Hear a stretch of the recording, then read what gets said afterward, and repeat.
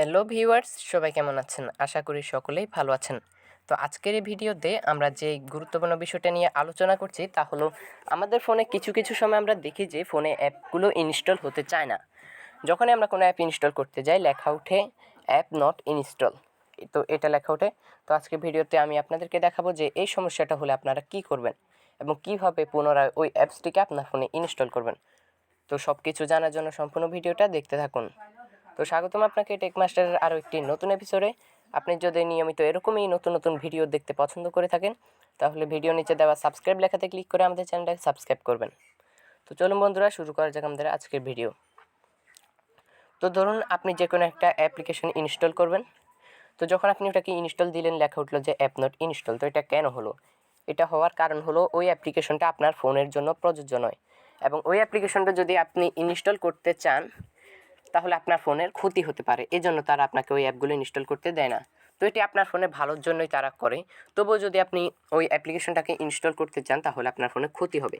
তো এই জন্য আপনি কী করবেন? আপনি ধরুন কারো কাছ থেকে কোনো একটা অ্যাপ নিলেন, এটা ইনস্টল হলো না। তো এই জন্য আরেকটা কারণ হতে পারে যে আপনার ফোনে হয়তো জায়গা নেই, সঠিক পরিমাণে জায়গা না থাকে আপনার ফোনে ওটা ইনস্টল হয় না। তো এই জন্য আপনি কী করবেন? এই জন্য আপনি আপনার ফোনে বেদরকারি অ্যাপ্লিকেশনগুলো ফোন থেকে ডিলিট করে দেবেন, অর্থাৎ আনইনস্টল করে দেবেন।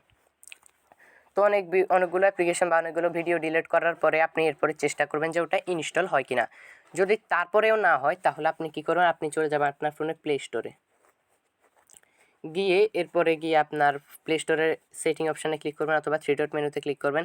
এরপর নিচে দেখবেন যে প্লে প্রোটেক্ট বলে একটা অপশান আছে, এখানে আপনি প্লে প্রোটেক্টে ক্লিক করবেন। এরপর আপনি স্ক্রিনের ডান পাশে উপরে দেখতে পাচ্ছেন একটি সেটিং আইকন আছে, ওখানে ক্লিক করবেন। এরপরে এই যে অ্যাপগুলো ইনস্টল করার আগে আপনি এই সেটিংগুলো অফ করে দেবেন। তো সেটিংগুলো অফ করে আপনি যখন পুনরায় অ্যাপসটা ইনস্টল করবেন, ইনস্টল করার পরে এটাকে অন করে দেবেন।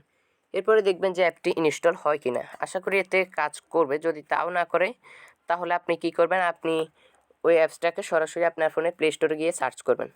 আপনি অন্য কারো থেকে ওই থার্ড পার্টি অ্যাপসগুলো না নিয়ে আপনি প্লে স্টোরে গিয়ে সুন্দর মতন ওই অ্যাপ্লিকেশনটার নাম সার্চ করে ওইখান থেকে আপনি এভাবে এটাকে ইনস্টল করে নেবেন।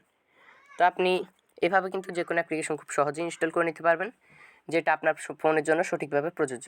তো এই কাজটি করলে কিন্তু আপনি এই অ্যাপ ইনস্টল করতে সফল হবেন। তো ভিউয়ার্স, এ ছিল আমার আজকের ভিডিওটা কেমন লাগলো অবশ্যই আমাকে কমেন্ট করে জানাবেন। আর যদি আপনি আমাদের এই চ্যানেলে নতুন হয়ে থাকেন তাহলে ভিডিও নিচে দেওয়া সাবস্ক্রাইব লেখাতে ক্লিক করে আমাদের চ্যানেলে সাবস্ক্রাইব করবেন। ধন্যবাদ সবাইকে ভিডিওটা দেখার জন্য। আসসালামু আলাইকুম।